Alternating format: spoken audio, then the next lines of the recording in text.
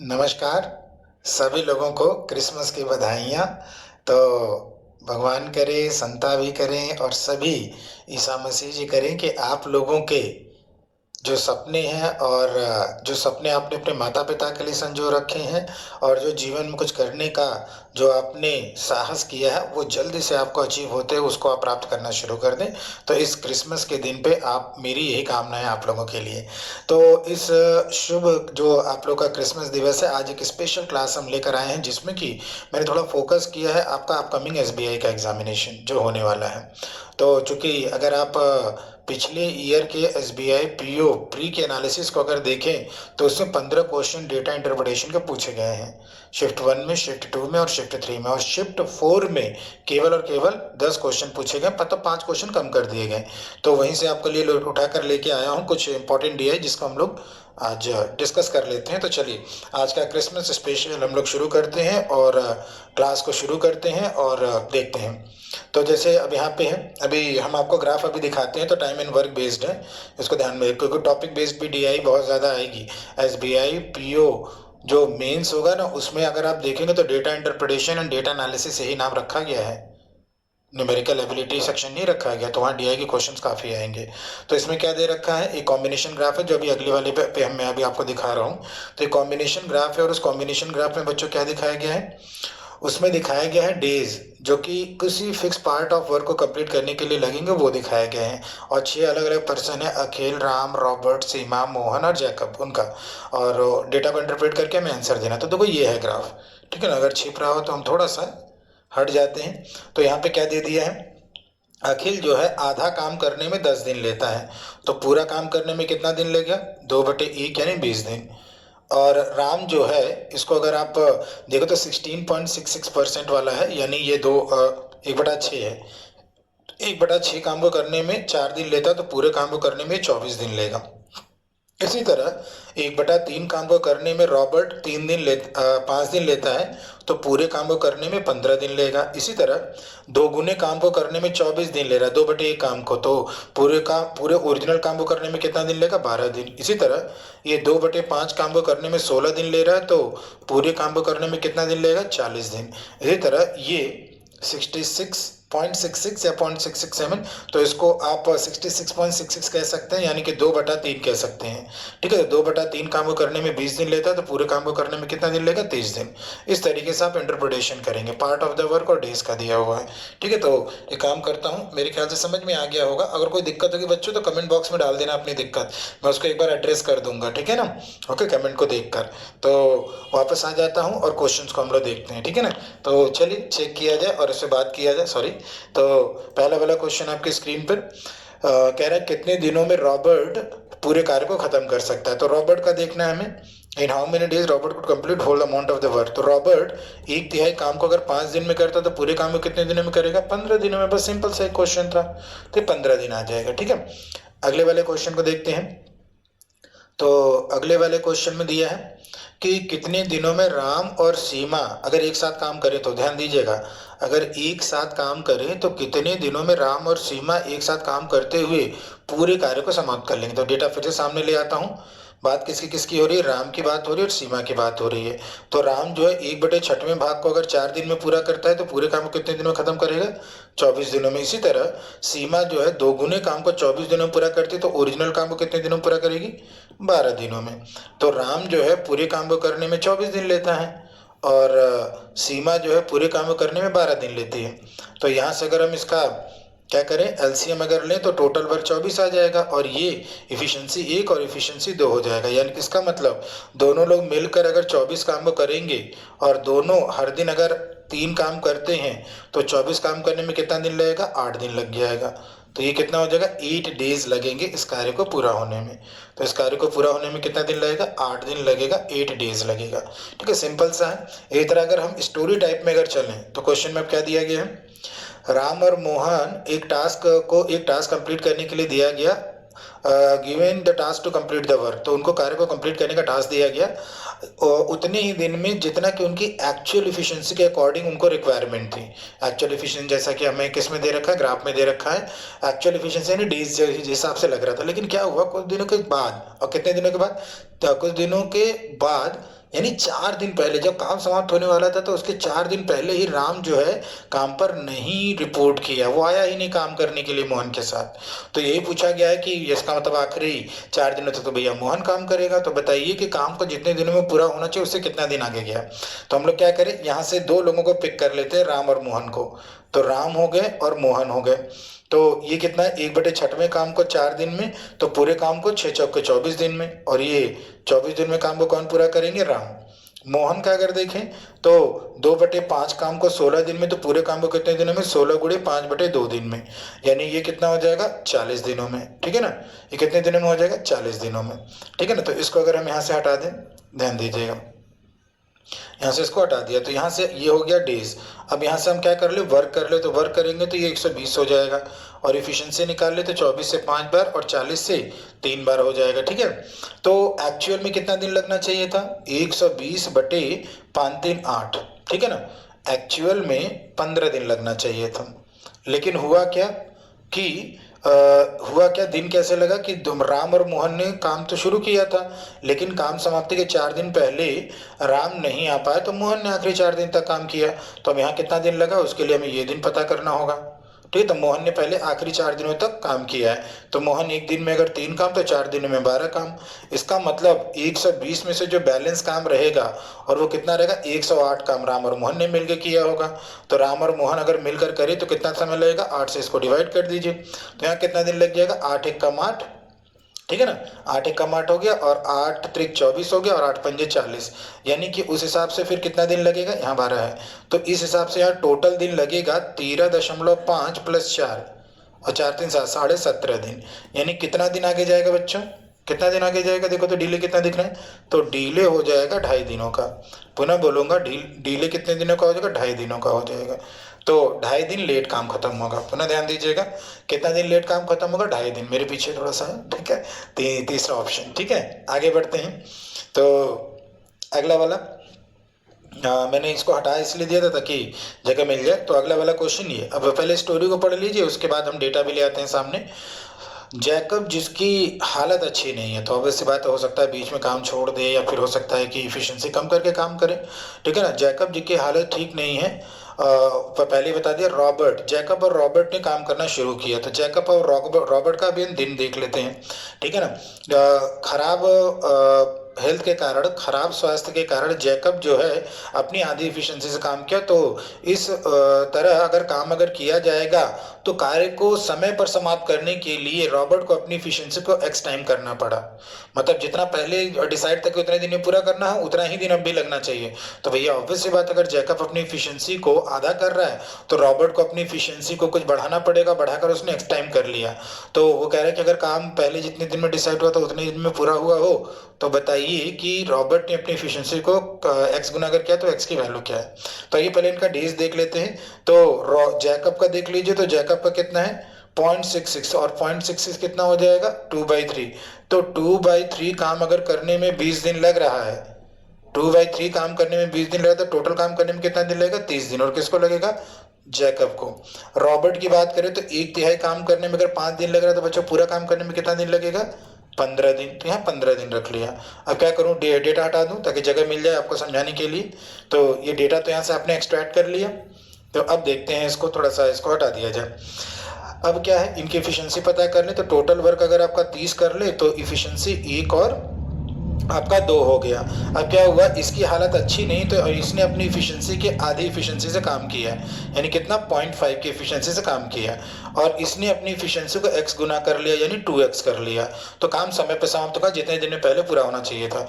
यानी पहले कितने दिनों में पूरा होना चाहिए था, एक्चुअल इफिशिएंसी से अगर काम करते हैं तो हर दिन 3 काम करते तो एक्चुअल आपका 10 दिन लगता। लेकिन ये नहीं, ये इतना ही दिन करने के लिए अब इन्होंने 0.5 की इफिशिएंसी से काम किया और ये 2x की इफिशिएंसी से काम किया। तब ये जो आपका टोटल वर्क 30 है, और 30 को अगर टोटल इफिशिएंसी से अगर डिवाइड करें, यानी 0.5x 0.5 + 2x, तो ये जो दिन है वही 10 आना चाहिए। तो बस 30 बराबर कितना हो जाएगा, 5 + 20x, यानी कि 20x बच्चों कितना आ जाएगा, 25। यानी कि x बराबर कितना आ जाएगा 1.25 टाइम्स कर लिया, एक सही 1/4 गुना कर लिया उसने अपनी एफिशिएंसी, तो 1.25 टाइम्स आ जाएगा आंसर। ठीक है ना, तो आई डोंट थिंक सो कि इसमें कोई दिक्कत होगी। आगे बढ़ते हैं और अगला वाला प्रश्न देखते हैं, ये रहा आपके स्क्रीन पर। ठीक है ना, अब क्या कह रहा है, कितने दिनों में अखिल, राम, रॉबर्ट, सीमा, मोहन, जैकब एक साथ काम करते हुए काम को पूरा कर लेंगे। तो सबको ले लो भैया, यहाँ से सबका डेज ले लो। कौन कौन है बच्चों, अखिल है, राम है, रॉबर्ट है, सीमा है, मोहन है और जैकब है। ये तो भैया सभी हो गए। अखिल आधे काम को 10 दिन में तो पूरे काम को 20 दिन में, और राम आपका 16 1/6 काम 4 दिन में तो पूरा काम 24 दिन में, रॉबर्ट 1/3 काम 5 दिन में तो टोटल काम 15 दिन में, सीमा दुगना काम 24 दिन में तो ओरिजिनल काम 12 दिन में, मोहन 2/5 काम 16 दिन में तो ओरिजिनल काम 16 गुणे 5/2 यानी 40 दिन में, 16 गुणे 5/2 40 दिन में। जैकब जो है 0.66 2/3 काम 20 दिन में तो पूरा काम 20 गुणे 3/2 यानी 30 दिन में। ठीक है, थोड़ा सा ओरल काम करो तो यहाँ से थोड़ा जल्दी काम हो जाएगा, अदरवाइज बहुत लंबा जाएगा। अभी क्या करते हैं, अभी डेटा को हटा ही देते हैं। ठीक, तो टोटल वर्क कितना हो जाएगा, इनका एलसीएम हो जाएगा, तो टोटल वर्क इनका एलसीएम 120 कर लिया और इफिशियंसी निकाल लिया। तो ये 6 बार हो गया, ये 5 बार हो गया, ये 8 बार हो गया, ये 10 बार हो गया, ये 3 बार हो गया और ये 4 बार हो गया। ठीक है, तो ये कह रहे हैं कि working to complete 2/3 of the given amount of work, तो यानी कि टोटल वर्क 120 है, उसका 2/3 काम ये सभी लोग करें। तो डेज निकालने के लिए सबकी एफिशिएंसी को जोड़ना पड़ेगा, तो सबकी एफिशिएंसी को जोड़िए तो 6 5 11 और 8 19 19 10 29 और 3 32 32 और 4 36, तो 36 से डिवाइड कर दीजिए भैया, 36 से डिवाइड कर दिया तो यहाँ से कितना हो जाएगा, 3 से 4 बार 40 हो गया, 4 से ये 10 बार और ये 4 से 9 बार, 4 9 36 यानी 20/9 यानी कि 9 दूनी 18 22.22 डेज अप्रॉक्स आ जाएगा। तो 22.22 कहाँ है बच्चों, पहले वाले ऑप्शन में है, सिंपल सा। ठीक है ना, तो आगे बढ़ते हैं। तो सीखते रहिए और तभी आगे बढ़ पाएं, क्योंकि बिना अपना सीखे हुए आप आगे नहीं बढ़ सकते हैं। तो एक बात हमेशा ध्यान रखिएगा, जो सीखने की आदत अपने अंदर शुमार किया रहता है ना, वो बड़े तेजी से आगे बढ़ता है, वो एक सेल्फ ड्रिवन पर्सन होता है। ठीक है ना, वो एक क्या रहता है, सेल्फ ड्रिवन पर्सन होता है और उसको फिर कोई रोक नहीं सकता उस सेल्फ ड्रिवन पर्सन को। ठीक है ना, ओके। तो अगर आपको सेल्फ मोटिवेटेड रहना है, आपको तेजी से आगे बढ़ना है, तो आप सीखना शुरू कर दीजिए, क्योंकि सीखने वाले को कोई रोक नहीं सकता है। पढ़ाई अगर करोगे तो वही दिक्कत है, फिर पढ़ते रह जाओगे। पढ़ाई तो हम लोगों ने ग्रेजुएशन में भी की है, 10th और 12th में भी किया है। अब सोच लो, आगे हम नहीं बोलेंगे, आगे आप लोग समझदार हो। तो अभी भी देर नहीं हुई है, वनडे एग्जामिनेशन तभी क्रैक होगा जब आप सीखेंगे। ठीक है, तो सकारात्मक रहिए और आगे बढ़ते रहिए, क्योंकि सकारात्मक विचारक हमेशा अदृश्य देखता, अदृश्य महसूस करता और असंभव को प्राप्त करता है। ठीक है, आप सभी लोगों के लिए एक खुशखबरी है। ठीक है ना, कि अभी हम आने वाले हैं 30 दिसंबर को जुड़ेंगे आप लोगों से 60 दिन के एक पैकेज के लिए, 60 डेज का। ठीक है ना, 60 डेज का एक पैकेज लेकर आ रहे हैं कंप्लीट, केवल और केवल डीआई का 60 डेज का पैकेज। ठीक है ना, data interpretation and data analysis for prelims plus mains, SBI और आईबीपीएस पीयू क्लर्क के लिए, जो 2020-21 में होने वाला है। स्टार्ट डेट 30 दिसंबर रहेगी और टाइमिंग 5:30 6:30 रखेंगे। और इन 60 डेज में हर तरह की डीआई को हम लोग देखेंगे, चाहे वो टॉपिक बेस्ड डीआई हो, चाहे पाई चार्ट हो, बार ग्राफ हो, लाइन ग्राफ हो, टेबल ग्राफ हो, आपका केसलेट हो, केसलेट टेबल बनाना हो, केसलेट से वेन डायग्राम बनाना हो और उसमें भी डबल या ट्रिपल बनाना हो, और उसमें भी डबल वेन डायग्राम में मैक्सिमम मिनिमम वैल्यू पूछ ले या triple Venn diagram minimum maximum value पूछ ले। तो इन सबको हम लोग देखेंगे, समझेंगे और आगे बढ़ाएंगे। तो ये सब चीज़ का इंक्लूजन इस 60 डेज के पैकेज में हम लेकर आए हैं और ये 60 डेज तक चलेगा। ठीक है, तो उम्मीद है आप सभी लोग जुड़िएगा और इसको हम लोग देखेंगे। तो चलिए एक डीआई और देख लेते हैं, वेन डायग्राम पे बेस्ड है, उसको हम लोग चेक कर लेते हैं। तो ये बात करते हैं इसमें, तो क्या दे दिया गया है, थोड़ा सा डायग्राम को ध्यान से पढ़िएगा। ठीक है ना, तो देख लेते हैं, कोई छिप तो नहीं रहा है, दैट्स ओके। लेकिन अगर हम थोड़ा सा छोटा हो जाए तो मेरे ख्याल से ये डीआई आपको कंप्लीट दिखने लगेगी। ठीक है ना, तो इसमें क्या दे दिया गया, एक बार डेटा को आप लोग रीड आउट कर लीजिए। तो अगर एक बार डेटा को अगर आप रीड आउट करें तो क्या क्या लिखा गया है, देखो 2016 है वो। ठीक है ना, एक बार डेटा को रीड आउट करिए सभी लोग। तो इसमें लिखा हुआ है ना, दैट्स ओके, तो just a minute, yes that's okay. तो डेटा में क्या लिखा हुआ है बेटा कि इस वेन डायग्राम में परसेंटेज ब्रेकअप दिखाया गया number of the qualified candidate जो पीओ एग्जाम में क्वालिफाई हुए या तो 16 या तो 14 या तो 15 या तो 16 में, out of the candidate appeared in the exam held by IBPS in either of this 3 year. यानी जितने अपीयर हुए हैं उसके 20% जो हैं केवल 2014 में ही पास हुए हैं, और जितने अपीयर हुए उसके 30% केवल 15 में पास हुए हैं, जितने अपीयर हुए हैं उसके केवल 15% जो हैं केवल 2016 में पास हुए हैं। इसी तरीके से हम बात अगर करें, ठीक है ना, इसी तरीके से अगर हम बात करें तो चेक किया जाए तो के 30% ये हो गया, तो 6% जो है केवल 2014 और 15 में है, 5% जो है केवल 15 और 16 में, और 9% केवल 14 और 16 में है। ठीक है ना, तो इस तरीके से हम इसको देख सकते हैं। इसी तरह अगर हम लोग बात करें, ठीक है ना, ध्यान दीजिएगा, तो क्वेश्चंस की अगर बात करें तो इसमें क्या क्या है देखिए, find the percentage of the candidates not qualified in the IBPS exam in only 15 and 16। तो बेटा केवल 15 और 16 में क्वालिफाई न हुए हो, तो थोड़ा सा अगर ध्यान दें तो find the percentage not qualified, ये तो क्वालिफाइड का दिया हुआ है यानी पास का दिया हुआ है, not qualified in IBPS P exam in only 15 and 16। तो अगर हम लोग नॉट क्वालिफाइड का अगर डायग्राम अगर देखें बच्चों, ध्यान दीजिएगा, नॉट क्वालिफाइड का अगर डायग्राम देखें तो ये 2014 का है, ये 2015 का है और ये 2016 का है। तो 15 और 16 केवल इसमें नॉट पास। तो ये बताओ ये 20% केवल, ये 20% किस में पास है? ये 20% जो है क्वालिफाइड है केवल, ये 20% क्वालिफाइड है केवल 14 में। केवल क्या है? 2014 में ही तो क्वालिफाइड है। अगर ये केवल 2014 में क्वालिफाइड है तो बाकी दोनों ईयर में मतलब ये क्वालिफाइड है नहीं।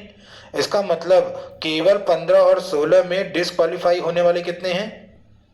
20%, यानी आंसर हो जाएगा 20%। यही बराबर हो जाएगा, यही बराबर क्या हो जाएगा? Not qualified in other two, not qualified in 2015 and 2016। तो यही आंसर आ जाएगा। और ये कितना हो जाएगा बच्चों आप लोगों का? ये हो जाएगा आपका 20% आंसर, थर्ड ऑप्शन। ठीक है, आगे बढ़ते हैं। अगले में पूछा हुआ है find the percentage of the candidates not qualified in any of the given year. Any of the given year मतलब दिए गए किसी भी ईयर में, या तो केवल आपका 14 केवल 1 ईयर हो, केवल 1 ईयर हो, नहीं एनी 1 ईयर हो, एनी 1 ईयर हो, या एनी 2 ईयर हो, या ऑल द 3 ईयर्स हो। मतलब या तो 14, या तो केवल 14 वाला हो, या तो केवल 15 वाला हो, या तो ये ओनली वर्ड लगा लीजिए, या तो केवल 14 वाला हो, या तो केवल 15 वाला हो, या तो केवल 16 वाला हो। इसी तरह ओनली 2 वाले में भी बन जाएगा केवल 14 और 15। तो केवल 14 और 15, ठीक है, डिटेल बता रहा हूं यहां पे, और केवल 15 एंड 16, ठीक है ना, 14 15 14 16 और 15 16, ठीक है ना, 14 16 और 15 16। मतलब इसको छोड़ दीजिए, केवल 1 ईयर वाले को, केवल 2 ईयर वाले को और ऑल वाले को भी छोड़ दीजिए। तो इनके अलावा जो बच रहे हैं सबके, इनके अलावा जो बच रहे हैं उनका परसेंटेज आपको निकालना है। तो बच्चों 100 में से हटा दो उनको, 100% में से क्या करो, इन सबको जोड़ के हटा दो। तो केवल 1 वाले कितने हैं? 20 है, 30 है और 15 है। डायग्राम में देखिए केवल 1 वाले। केवल 2 वाले कितने हैं? केवल 2 वाले अगर आप देखें तो 6 हैं, 5 है और 9 है। और ऑल द 3 वाले कितने हैं? 3% है। तो यहां से हो जाएगा 100% माइनस 20 और 30 कितना हो जाएगा? 50, 50 60 65, 65 70 76 85 और 3 88%, ये 88% आ जाएगा। यानी कि 12% है जो कि not qualified among any of the given year. नहीं, it is not qualified in all the years, not qualified in all the years आएगा। तो इसको आंसर मत दीजिएगा। पहले तो मैं ये बता रहा था कि अगर आप आंसर देंगे तो गलत हो जाएगा। Any of the given year का मतलब ये रहा कि आपका दिए गए में से किसी भी ईयर में पास ना हो। तो सीधे सीधे क्या है, ध्यान दीजिएगा बच्चों। तो यहाँ पे अगर आप इससे कंफ्यूज हो रहे हैं कि मैं क्या करूं, टोटल में से इनको अगर हटा दूं तो किसी भी ईयर वाले ना आए तो ये आंसर हो जाएगा। तो ये वाला आंसर नहीं होगा। तो पहले ये बता लिया। आपको क्या करना है, आपको जैसा मैंने यहाँ ट्री डायग्राम बताया है, तो अगर आप ये कैंसिल आउट करते तो गड़बड़ हो जाता। आपको नॉट क्वालिफाइड में बता लेना है। तो नॉट क्वालिफाइड यानी कि not qualified in any of the year, यानी नॉट क्वालिफाइड आइदर और, not qualified in any, not qualified in any of the year मतलब नॉट क्वालिफाइड इन आइदर और, नॉट क्वालिफाइड इन आइदर और उसको आप कैसे निकालेंगे कि मतलब क्या है कि ऑल द थ्री को छोड़कर, ध्यान दीजिएगा, जो तीनों में पास हैं 3%, उसके अलावा आपको सभी को लेना है। जो तीनों में पास हैं 3%, उसके अलावा जितने सारे हैं सभी को लेना है, यानी कितना हो जाएगा 97%। तो आंसर हमारा करेक्ट वाला कितना हो जाएगा बच्चों, 97% होगा। This is the correct answer. तो 12% बहुत तो कंफ्यूज होते हैं, जो बच्चों क्लास में कराते थे तो वो कंफ्यूज होते थे 12%, इसलिए पहले उसको बता दिया। तो दैट वुड बी रॉन्ग, इसको आप आंसर नहीं करेंगे। 97% मतलब क्या है, जो तीनों में पास है उनको छोड़कर, अब उसके अलावा जो स्टूडेंट है और किसी में अगर पास है तो उन सबको लो। जो केवल एक के पास है उनको भी लो, केवल जो केवल दो के पास है उनको भी लो, जो तीनों में पास है उनको भी लो, इन सबको ले सकते हैं। तो इसीलिए सॉरी, जो तीनों में पास ना हो, नॉट क्वालिफाइड लिखा हुआ, तो इस तरीके से हम लोग ले सकते हैं 97%। ठीक है ना। तो इस तरीके से आप इसको देखो कि जब वो पेड वाला डीआई रहेगा तो उसमें बहुत डिटेल में जाएंगे यार। ठीक है ना, तो उसमें डिटेलिंग करेंगे। यहाँ पे थोड़ा सा यही है ना कि लिमिटेशंस है आपको बताने के लिए। ठीक है, अगला वाला question, find the respective ratio of the number of the candidate qualified in IBPS PO exam. देखो क्वालिफाइड का पूछा है 14 and 15 बट नॉट क्वालिफाइड इन 16। ध्यान देना, qualified in 14 and 15 but not qualified इन 16। तो बट नॉट क्वालिफाइड इन 16 हो गया, मतलब हमें क्या लेना है, 14 और 15 का एंड लेना है। 14 और 15 का एंड लेकर लेकिन 16 वाले को हटा देना। तो ये कितना हो जाएगा 16%, नहीं 6% हो जाएगा। तो पूरा ध्यान देना, 14 और 15 में क्या आ जाएगा बच्चों, 14 और 15 में ये आएगा और उसमें से 16 वाला ये हटा देना है। जितना ओवरलैप 16 का कर रहा है उसको हटा दीजिए, तो 6% आ जाएगा। अब क्या कह रहा है, number of the candidate qualified in PO in 14। अब 14 को पकड़ो भैया, तो 14 को पकड़े तो ये पूरा आया, बट नॉट। अब क्या क्या हटाने को बोल रहा है, 15 वाला हटाने को बोल रहा है। तो 15 वाला देखो ये हट जाएगा, इतना हट जाए, ये वाला हट जाएगा, 15 वाला हटा दिए। और क्या हटा देना, 16 वाला भी हटा देना है। तो 16 वाला यानी कि 20% आ जाएगा। तो बस आंसर यहाँ से कितना हो जाएगा, 3 संबंधी 10 हो जाएगा आपका आंसर, ऑप्शन नंबर 3। ठीक है, आगे बढ़ते हैं। If the number of the student not qualified in IBPS PO exam among any of the given years, तो any of the given years का नॉट क्वालिफाइड कितना निकाले थे हम लोग, 97%। अभी जस्ट एक क्वेश्चन से पहले, ठीक है, ये निकाले थे। इज दिस, तो 116400, ये किसकी वैल्यू हो जाएगी, 97 की वैल्यू। फिर आगे क्या कह रहा है आप लोगों को, find the number of the candidates. ठीक है ना, ध्यान दीजिएगा, क्वेश्चन में क्या कह रहा है, find the number of the candidates, find the number of the candidate not qualified among any one of the years. अब किसी एक ईयर में, तो जो केवल 2 ईयर में क्वालिफाइड है वही तो केवल 2 ईयर में, केवल एक ईयर में क्वालिफाइड नहीं है। तो हम क्या लिखेंगे, qualified in any two, qualified in any two, किसी 2 में, is same as not qualified in any one, equivalent to not qualified in any one.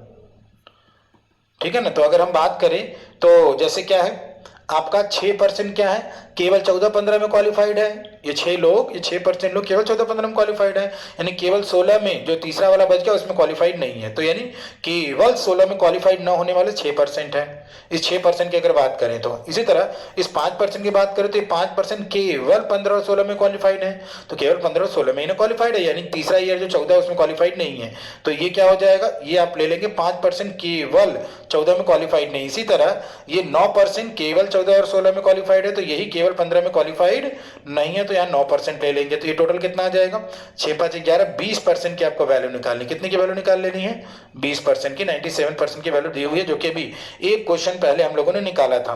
Clear है बच्चों। तो यहाँ पे 1164 को आप डिवाइड कर दीजिए किससे, 97 से, और जो आ जाए उसमें आप मल्टीप्लाई कर दीजिए 20 से, और इजिली आपका 24 पे 3 0 आ जाएगा आंसर। ठीक है ना। तो इसको ध्यान में रखिएगा, गलत ना हो। ठीक है ना। अगले वाले प्रश्न पे चलते हुए इससे बात करते हैं। Find the respective ratio of the number of the candidate qualified in IBPS PO exam among any one of the given year. तो क्वालिफाइड इन एनी वन, तो जो एनी टू में क्वालिफाइड है, सॉरी जो एनी वन में qualified है वो ये है। और क्या कह रहा है, exam qualified in any one of the given years to the number of the candidate not qualified in any two। अब ये बताओ, जो किसी एक में अगर क्वालिफाइड है, ध्यान देना, जो किसी एक में अगर क्वालिफाइड है,